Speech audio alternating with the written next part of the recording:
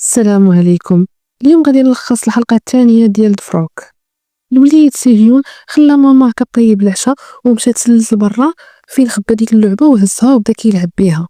شوية وهي تعيط ليه مو قالت ليه راه العشاء واجد، دارت ليه سباكيتي بالعشاء. السيد كان كياكل في خاطرو بحال هكا ومو مخرجة فيه عينيها بحال شي بومة وكتشوف فيه. شوية هو يقول لها لا ماما امتى غادي يجي بابا، وهي تقول ليه شكون وليدي غادي يجي باباك فاش غادي تسالي ما كلت غتلقاه واقف عليك. صافي الدري مسكين بقى تياكل وفرحان. شويه غتبان على لا ماما طالقه ديك السيدي الموسيقى وكل هدمايات يدي هدمايات حوايج هدمايات وجلسات كتخمل وتنقي على قلبها. لا غد ليه الصباح جرات واحد الباليزه حطاتها في الكوفر ديال الطوموبيل وزادت في حالها. ديك المراه اللي كانت دخلت للكوميساريه ديال ديك العروبيه في الحلقه واحد كانت ساكنه مع واحد البنت صغيره كتقرا في الاعدادي وقيله. المهم هذيك البنيه هذيك ما عرفناها واش بنتها واش بنت ولدها، المهم اقدرت تكون بنتها. هزتها داتها وحطاتها في واحد السونتر كتلعب فيه الكره مع البنات الاخرين، باينه من دوك الوراق اللي كانت هازه باللي خدامه بوليسيه. المهم كانت غادا في ديك الطريق ديال الغابه باش تمشي للكوميساريه، وعلى بونت كانت غتدخل في السيونغ اللي كان صايق بالجهاله، وتا هي كانت كتشوف الورق وما شافتوش وكانت غتدخل فيه. عطات تقول ليه سمح لي هو يبان لها السيد مرعود ومخلوع صافي وفيه الدم في يدو، عند بالها هي راه تجرح حيت دارت معاه كسيده، وهي تشد واحد الكلينيكس ولواتو ليه على يدو. قالوا ليه شي وراق في طوموبيلته وعرفها بوليسيه، ويقول لها يلاه بغى يقول لها شنو واقع. شويه هو يسكت قال لها لا ما كاين والو. صافي وهز طوموبيلته ومشى في حالته وهي مشات في حالها حتى هي. في الكوميساريه كانوا كيتسناو الكوميسار الكبير اللي يلاه عينوه زعما، وبقاو كيتسناوه قالوا كيفاش غنديروا نستقبلوه كيفاش غنتعاملوا معاه. وهي طلع ديك المراه اللي جات عنده البارح ونخل هذاك البوليس الصغير، وبقى بحال هكا كيخضار وتيحمار وما عرف ما يدير. حتى هي ما تسوقاتش ليه نخلاته ما داتهاش فيه. وغنعرفوا بلي سميتها كوميسيريون وقدرت تحل شي قضايا خطيرين ما كاينش بحالهم، وهي اللي بغات تجي لهاد البلاصه هادي. يونغ رجع للدار ديالو ولقى تشانغ مازال مبوق بالنعاس، وغيبان ليه يونغ قال ليه واش مشاو داك الكليان اللي كانوا عندك باش نبداو نخملو. قال ليه يونغ لا لا ينعس على جال بالراحه مازال ما مشاو. ورجع عاوتاني تكا ونعس وبدا كيشخر. يونغ مشى كيجري للدار اللي كان لديك المراه وقلبها قنت بقنت بيت بيت كيقلب زعما على شي دليل وشنو وقع. ومنين جا داك الدم في الاخر ما لقات حتى شي حاجه، ولكن غير يدخل للدوش حل بحال هكا الباب كيشم واحد الريحه ديال جافيل واحد الريحه ديال سونيكروا خياليه ما كاينش بحالها. صافي دخلوا الشك. شويه هو يهز داك السيدي وبدا كيشوف داك الدم ديالو تيشوف فيه وتيفكر واش نعيط للبوليس واش نبقى ساقري وانا ما عندي حتى شي دليل ما عارف شنو وقع هنا. صافي شويه هو يدخل عليه تشانك هو يقول ليه ياك صاحبي كذبتي عليا بغيتي تنقي بلا بيا خلي ليا ما نقي. هو يقول ليه انا غادي نمشي نصايب الفطور ونرجع نقي معاك. صافي يوم بقى تيقول لي امتى غيمشي هاد المصيبه بحالي يخليني غنخمم في خاطري. فاش جلسوا كيفطروا يونغ سول تشانغ قال ليه واش عمر شي كليان عندك قبل ما يمشي نقا طواليت مزيان. ويقول لها ويلي انا ما عمر وقعات معايا شحال من عام وانا خدام، انا راه الا جمعوا فراشهم والله الا هذاك هو النهار الكبير ديالي. قال لي والو، قال لي ولكن يقدر توقع الا كان داك بنادم زعما نقي ومربي وولد الناس. شويه هو يصوني لتشانغ المعلم ديال الكلمات قال ليه راني ساليت وقلت نجي نحيد عليا الخدمه ديالك. يونغ جاتو زوينه حيت نيت بغا يفكر شنو غيدير ويقلب الدار مزيان في خاطرو. يونغ مشى جلس كيقلب في الكاميرات وتخيلوا معايا جلس النهار كامل حدا ديك البيسي وهو تيقلب في دوك الكاميرات كيدوز لقطه بلقطه. في الاخر بانت ليه اللقطه ديال النهار فاش خرجت لماما. السيده خرجت بوحدها سيهيون ماليهش الاثار، خرجت وهز معاها واحد باليزه كبيره وحطاتها في الطوموبيل. صافي يونغ تصدم صافي تحشو ليه الركابي هز التليفون دار النمره ديال البوليس وبغا يصوني.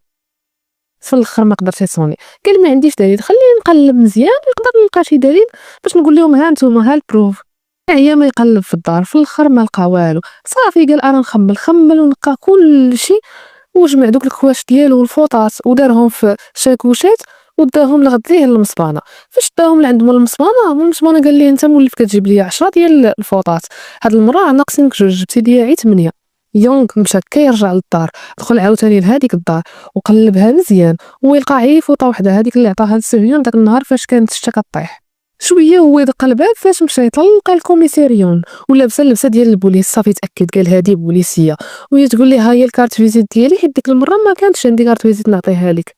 وعطاها الماء وقالت ليه شكرا. تشوفو عاوتاني مرعود وكيترعد وصفر. قالت ليه مالك اسيدي ياك لاباس الا بغيتي تقول لي شي حاجه يثيق فيا راني بوليسيه. قال لي لا ما كاين والو. غير مشات للكوميساريون من عنده، وهو يهز كاع داكشي اللي شاك فيه، ديك الفوطه ديال سيهيون، المهم كلشي داكشي اللي شك فيه في ديك الدار، وهزو وداه للغابه وحرقو تما، وهز داك السيد الكبير ومسحو مزيان وخشاه بلاصه السيديات صافي، ورجع في حالته كيعيش حياه طبيعيه بحال اللي ما كاين والو. ولكن كان كل ليله فاش كيبغي ينعس كيفكر كيقول غد ليه الصباح يقدر يوقفوا عليا يا البوليس يا هذيك لاله ماما. ولكن دازو الايام دازو الشهورا وصافي، وتا حد ما جا عنده صافي، وتا هو بدا كينسى داكشي. البوليس قدروا يشدوا داك بوعو اللي صفاها لديك البنت وجابها للوطيل ديال ليك فيو وشلطها تما مسكينه، والله لقيها ليه ان شاء الله.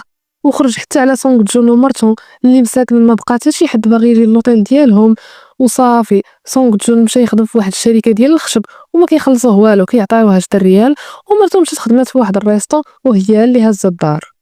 مرت سونغ جون ايون ما فقداتش الامل في داك لوطيل، وكتقول سونغ جون شي نهار غادي يرجعوا عندنا الكليان تاني. وكتخدم في داك الريستو من بعد كترجع عاوتاني للوطيل زعما باش تشوف يقدر شي حد يصوني، يقدر يرجعوا الكليان ساعه والو كيصونيو الناس باش يشدوا بها الستون وخلاص. سونغ جون كان جالس مع صاحبو وهي تجي مرتو ايون باش تدوي معاه زعما على لوطيل، ويقول لها شوف اختي صافي انا غادي نبيع داك لوطيل، غادي نسدو غادي نبيعو. يوم دارت فيه واحد الدوره خايبه وقالت لي اصلا انا اللي كنصرف على الدار وكنخدم في داك لوطيل، كنمشي نشوف على الله وعسى يرجع، وانا مأكده راه شي نهار غادي يرجعوا الكليان كيف ما كان والناس غينساو هذا الشيء. وبقات عليه كل ما كنت انا ما تاكل لا انت لا ولدك، المهم بقات كدير له فحال هكا. سونغ جون بقى فيه الحال بزاف صافي، وهي مشات في حالها.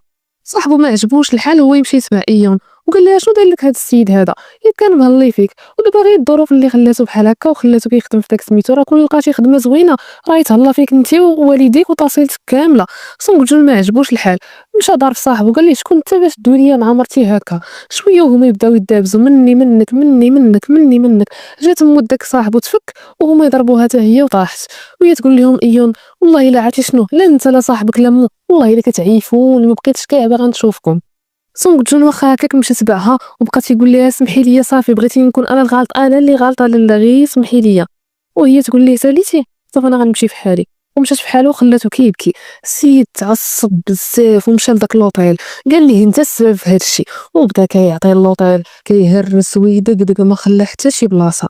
ويشدو عليه صاحبو قال ليه صافي تهدن، راه الدنيا ما تستاهلش هاد العصاب كامل. لغد ليه سونغ جون سد لوطيل وصافي مشى عند السمسار وحطو للبيع.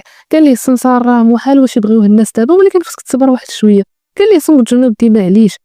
في هذا الوقت اللي سونغ جون وايون كانوا مدابزين على وسخ الدنيا وكيدويو غير على هذا الشيء، نساو ولدهم مسكين كانوا كيعذبوا فيه شي دراري في المدرسه، وتا حد ما سايق ليه الخبر وكان خايف بزاف.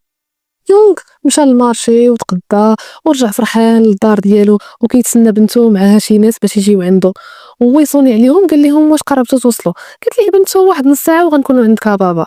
وصافي وجلس بحال هكا كيتسنى شويه ويسمع واحد الطوموبيل، خرج باش يشوف شكون. السيد صدم، لقى لاله ماما يعني موكا هي اللي جات لعندو.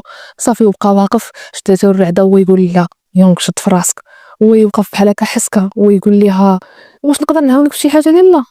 هي شافت فيه وبدات كضحك واحد الضحكه ديال افلام الرعب ناري، داكشي ديال الخليه. وهنا فين غتسالي الحلقه جوج. يلاه تهلاو في راسكم، الله يعاونكم.